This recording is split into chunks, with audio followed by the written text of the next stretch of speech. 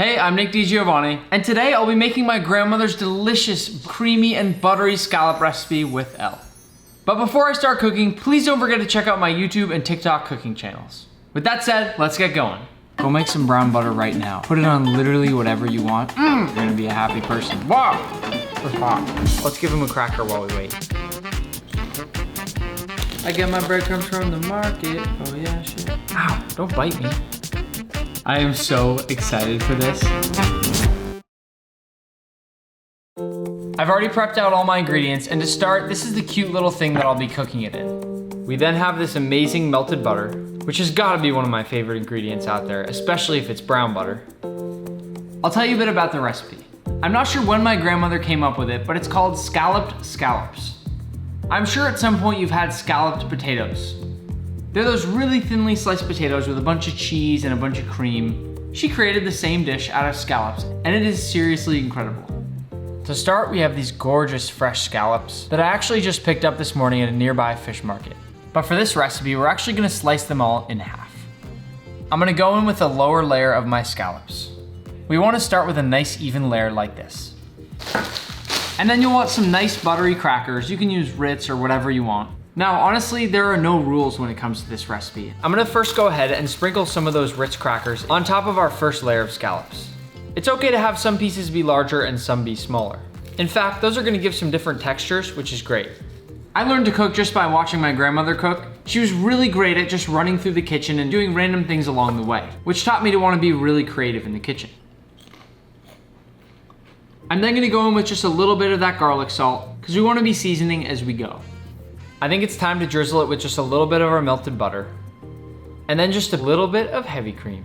I want each and every bite to be really well seasoned, and that means layering this carefully and slowly.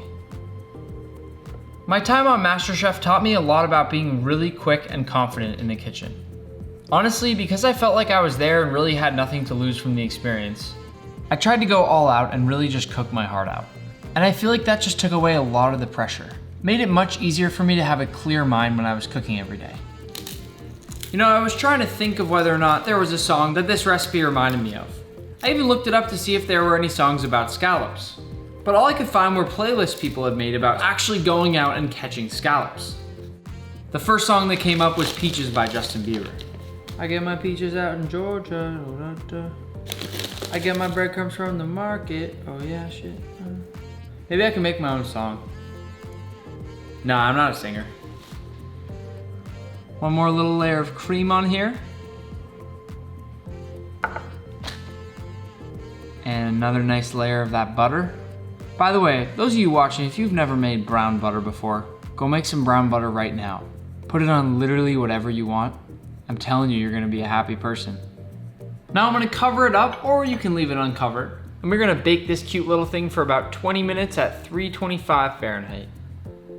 But while we do wait for it to bake, maybe I'll show you my hamster pesto.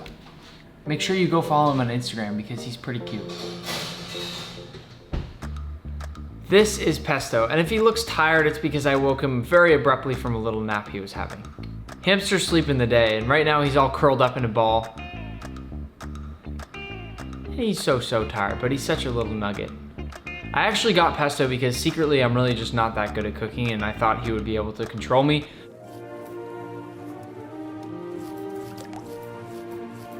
But unfortunately, that didn't work out so well. Instead, he just kind of hangs out and eats all the food that I make, which I'm also totally okay with because of how cute he is.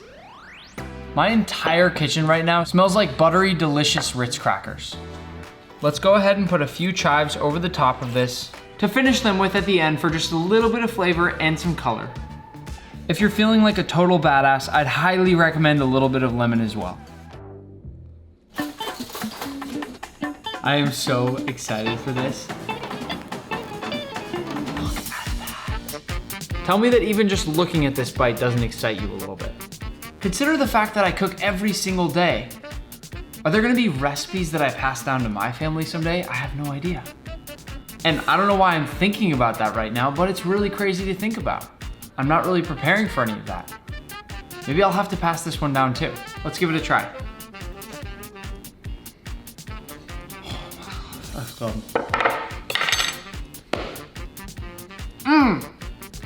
Wow.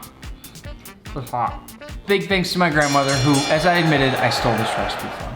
Thank you, Elle, for letting me share this recipe, and I hope that if you decide to make it, you really enjoy it as much as I do.